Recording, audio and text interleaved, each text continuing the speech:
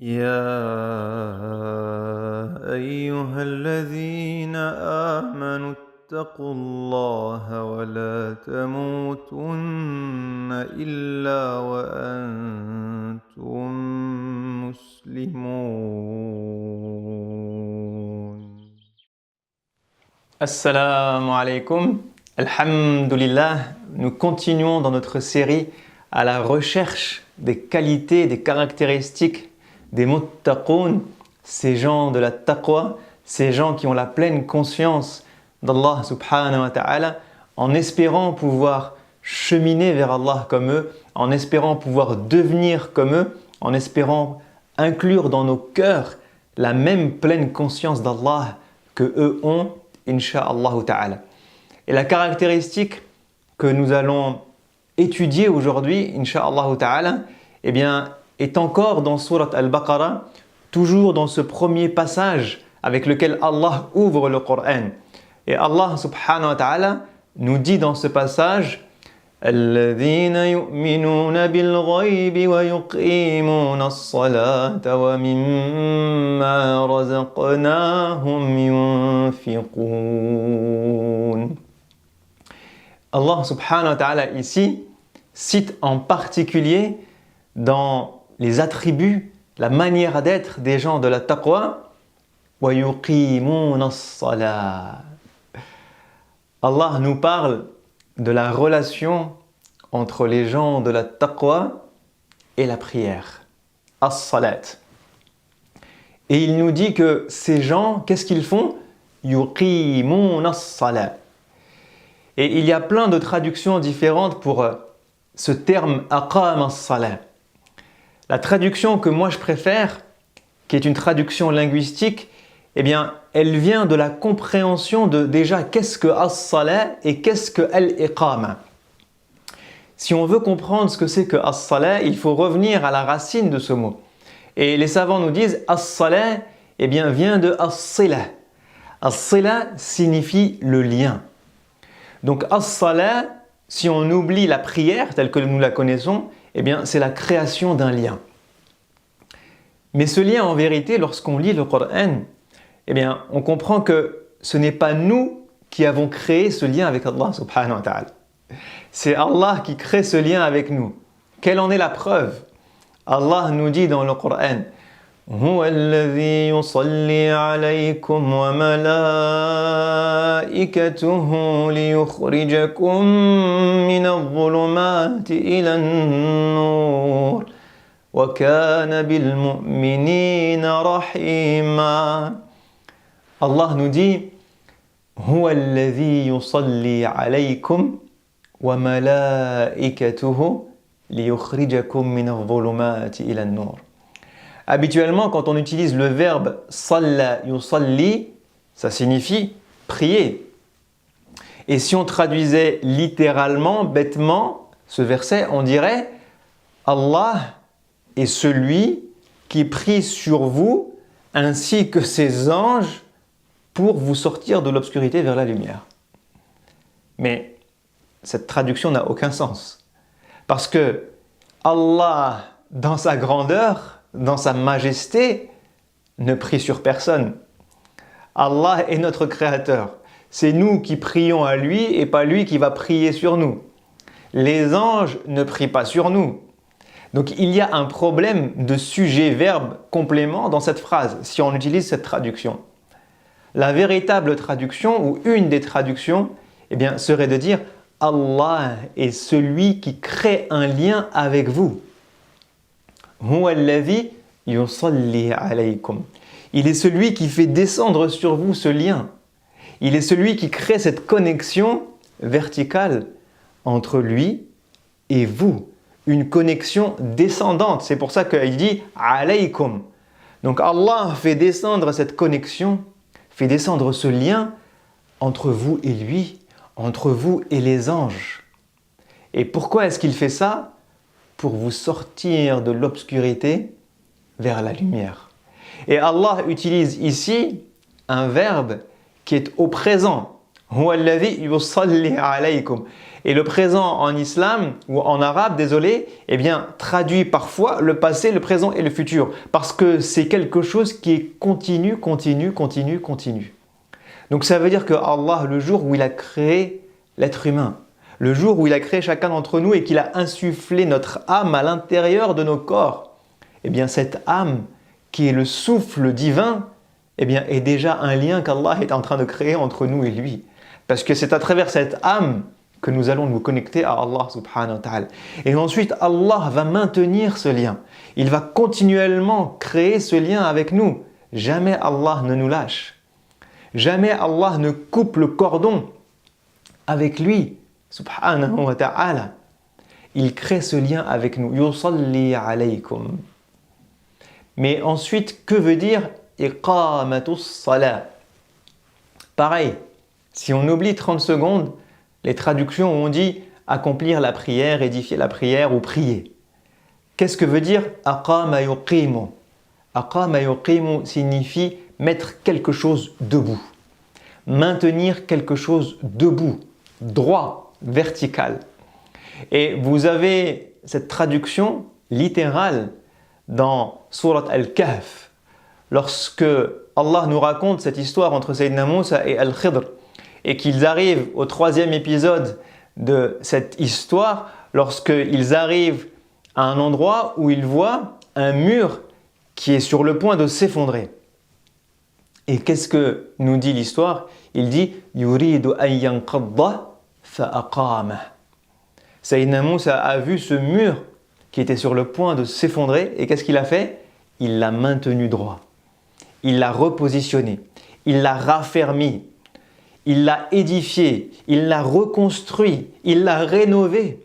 Pourquoi? Parce que ce mur était sur le point de tomber. Et si on ne fait pas un réel travail de maçon pour que ce mur ne tombe pas, eh bien il va s'écrouler un jour ou l'autre. Et donc lorsqu'on dit « aqama as-salah », ce que ça signifie littéralement, c'est que lorsque nous prions, notre objectif, eh bien, c'est de maintenir ce lien vertical que Allah lui-même a créé et garde connecté avec nous. Subhanallah.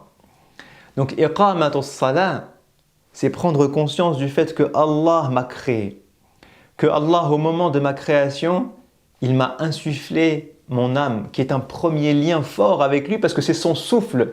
Subhanallah, Allah a mis quelque chose de divin à l'intérieur de moi-même. Et lorsqu'il maintient ce lien en continu, eh bien, il me dit à moi aussi de maintenir ce lien droit, ce lien vertical, ce lien construit. Parce que ce lien que nous avons avec Allah, si nous le négligeons, il est comme ce mur qui peut s'effondrer à tout instant. Le lien que nous avons avec Allah, si nous délaissons nos cœurs et que nous laissons nos cœurs noircir, eh bien, il peut s'effondrer à tout moment.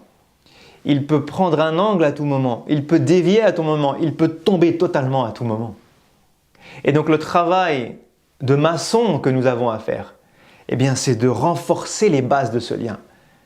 C'est de mettre des renforcements, de faire ce travail de maçon pour dire « je protège ce lien, je le maintiens droit, je le maintiens fort, je le maintiens solide, je le maintiens debout. » Et là, je fais iqamatus salah. Je maintiens mon lien avec Allah droit, fort, solide et debout. Et c'est ça que je suis censé faire lorsque je prie. Et donc, si on a compris ce que ça signifiait de iqamatus salah, la question qu'on va se poser à chaque fois à propos des muttaqin, c'est comment est-ce qu'ils font? Comment est-ce qu'ils font pour maintenir ce lien fort à travers la prière avec Allah subhanahu wa ta'ala? Et la réponse sera chaque jour et chaque épisode. Ils arrivent à faire ça parce que leur cœur est rempli d'une pleine conscience de ce que c'est que la prière et de la valeur de la prière. Lorsque nos cœurs sont conscients de as-sila, ce lien avec Allah, et conscients de as-salat et de ce qu'elle signifie, alors nos cœurs vont faire iqamatus salat. Comment prendre conscience de tout ça? Eh bien, si nous voulons nous rapprocher des gens de la taqwa et avoir une prière qui veut dire quelque chose, alors je dois prendre conscience, du fait que cette prière est le lien qui me relie à Allah subhanahu wa ta'ala. Et que si ce lien s'effondre, c'est mon lien avec Allah qui s'effondre. Ce n'est pas pour rien que as-salat est le premier pilier de l'islam. Réfléchissons 30 secondes. Wallahi, il y a des gens qui ne prient pas. Il y a des gens qui prient mais à moitié en négligeant certaines prières, en ne priant pas le fajr à l'heure, l'isha à l'heure. Il y a des gens qui prient mais mécaniquement. Mécaniquement. Mais est-ce qu'on a pris conscience du fait que Allah, notre Créateur, a décrété que as-salat était le premier pilier de l'islam, enfin le deuxième après shahada, le deuxième après le témoignage. Mais d'un point de vue adoration, c'est le premier pilier. Que as-salat est la première des choses sur laquelle nous serons interrogés dans la tombe. Que as-salat est la première des obligations qui est tombée sur le prophète sallallahu alayhi wa sallam comme adoration.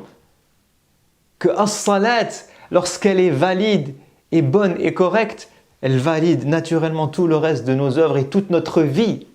Toute notre vie est bonne dans notre balance lorsque as-salat est positive. Autrement dit, si as-salat est faite comme il se doit, elle va tellement influencer ma vie que toute ma vie sera bonne, que toute ma vie sera agréée par Allah subhanahu wa ta'ala. As-salat, as-salat. As-salat est le conseil, le premier et le dernier conseil que le prophète sallam a donné à ses compagnons avant de mourir. Il leur répétait à longueur de journée dans son discours d'adieu et dans son discours juste avant de mourir, as-salat, as-salat, as-salat, as-salat. Subhanallah. Et nous négligeons la prière. Les gens de la taqwa ont compris le rôle de as-salat. Les gens de la taqwa ont compris que as-salat était un moment d'intimité avec Allah. Allah nous dit wa innaha lakabira illa 'ala al-khashi'in. Subhanallah. Allah nous dit la prière, ce n'est pas quelque chose de facile.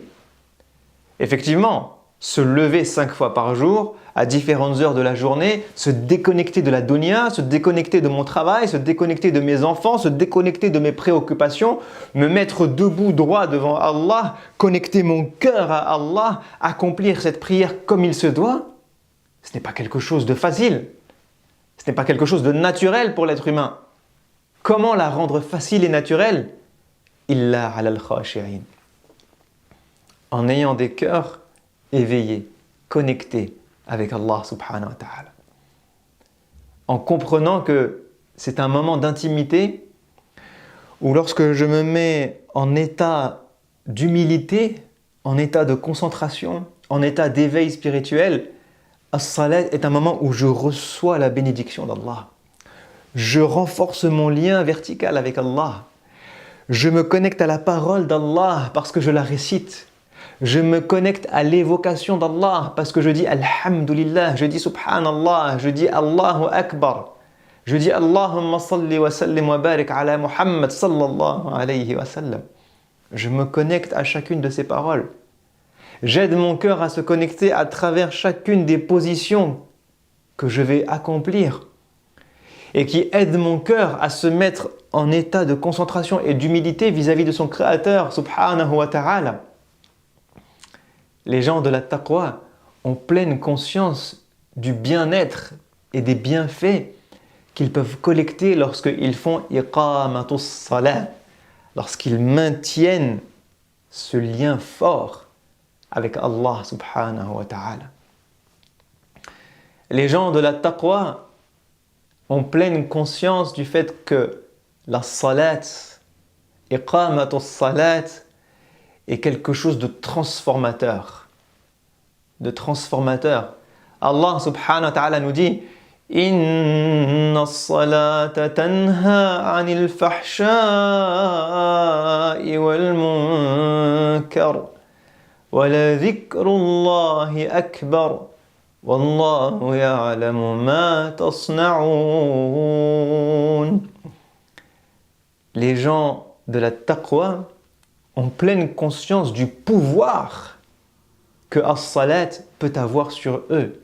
Allah nous dit as-salat, lorsqu'elle est faite de la bonne manière, eh bien, va nous interdire le mal. As-salat va mettre une barrière entre nous, un bouclier entre moi et le péché, un bouclier entre moi et l'erreur, un bouclier entre moi et l'égarement, un bouclier entre moi et les mauvaises œuvres.